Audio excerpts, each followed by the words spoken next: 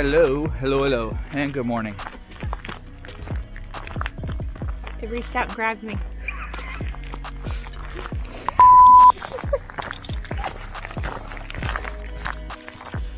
Good morning.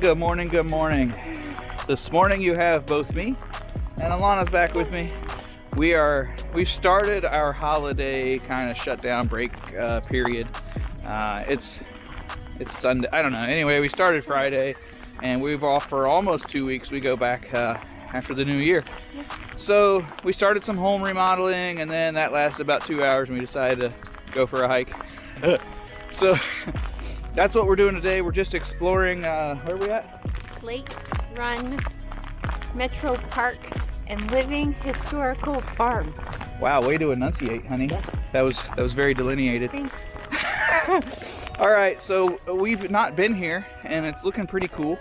So I don't know, we're gonna check it out. It's gonna be interesting for me photography wise because I forgot my tripod. I was gonna bring my better tripod, and then I decided I was gonna take my hiking tripod, and in the shuffle I didn't bring any tripod. So so we're going handheld and letting ISO go wild. I don't know, maybe nothing, maybe something.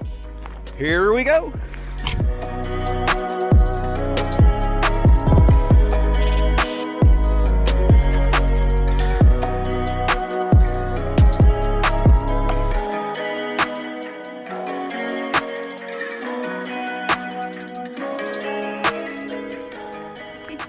So in this loop, there is that covered bridge behind us. I did stop and take a photo there. There's kind of a nice leading line from the other side, and ISO wasn't too bad. Enough light has come on in the day.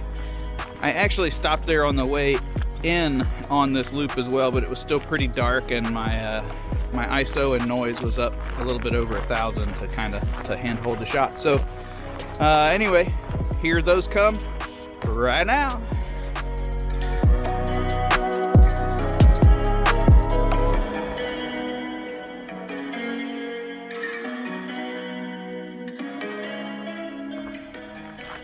Okay, so Alana was patient enough for me. I just made another quick stop just up the trail from that covered bridge area. There was the sun's kind of come up just enough, and the frost is still thick enough that some of the grasses and kind of seed pods in the weeds, I really liked a lot of them, and I liked the way the light was kind of hitting off of them. So I do not have my macro set up, but I did stop, broke out my 70 to 200 and zoomed in quite a bit. And anyway, I tried some, and I'll share a few of those now.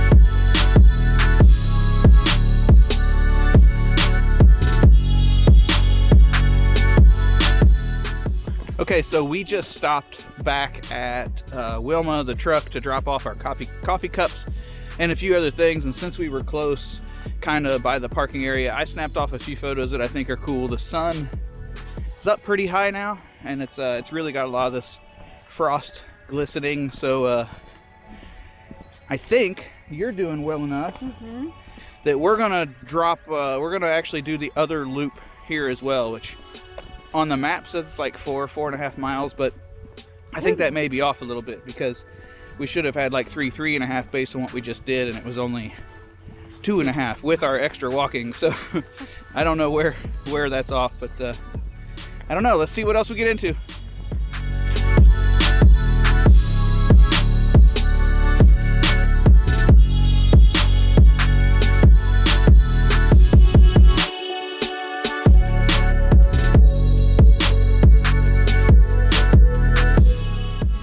Okay, so this is pretty awesome. This is our first time here.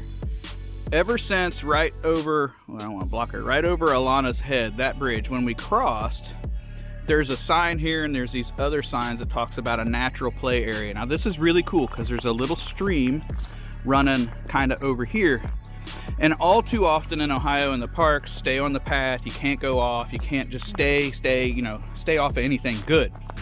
And Alana and I were talking about how awesome it is that this park sort of celebrates. Here, let me change hands here. So here's one of these, natural play area, and then it's got these steps that take you right down so kids can get into the stream and everything else.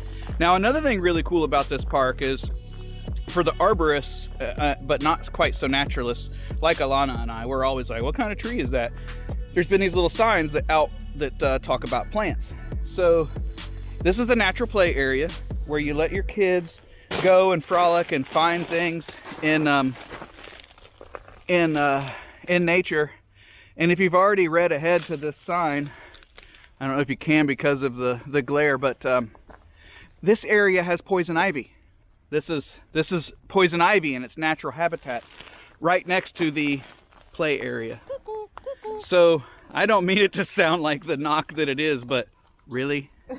We finally get a play area for our kids to not be breaking the rules and getting off trail, and then we just let poison ivy go wild. So anyway, there you go. Fun fact, the hackberry that's native to Ohio was once known as the sugarberry, but then we renamed it for a more vulgar name. But it makes it more accurate because animals that eat the berry from said sugar/hackberry are often found in the wild. That's completely false and made up, but also quite believable at the same time. That's fun. Yeah. So Alana and I decided to come over to the farm and notice this corn here. We have some partners that are pretty checking us out. They're wanting a little action from the corn. I got this little guy back here.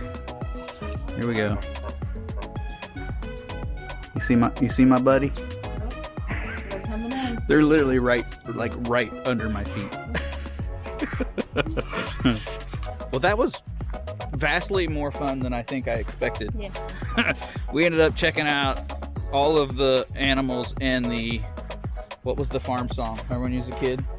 Old MacDonald had a farm. Yeah, that one. We saw them all. We got ducks, turkeys, all of them. I think you get the point. Yeah. So I'll share a bunch of photos because I took far more than one would expect. Maybe they turn into stock images or something for me. But anyway, like I say, it was vastly more fun than I expected. Right? Yep. All right.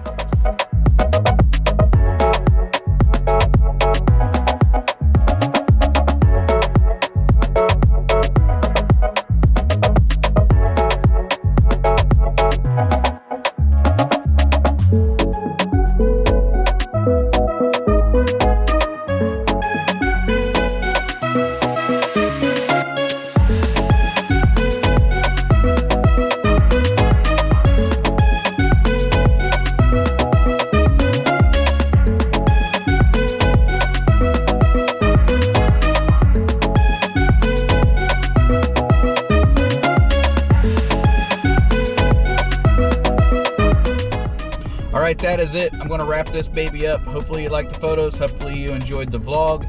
Smash the subscribe. Ring that bell. Ring my bell. Yeah, do all the things I need you to do so I can help continue to grow this channel. Leave me a comment, and thanks so much for watching.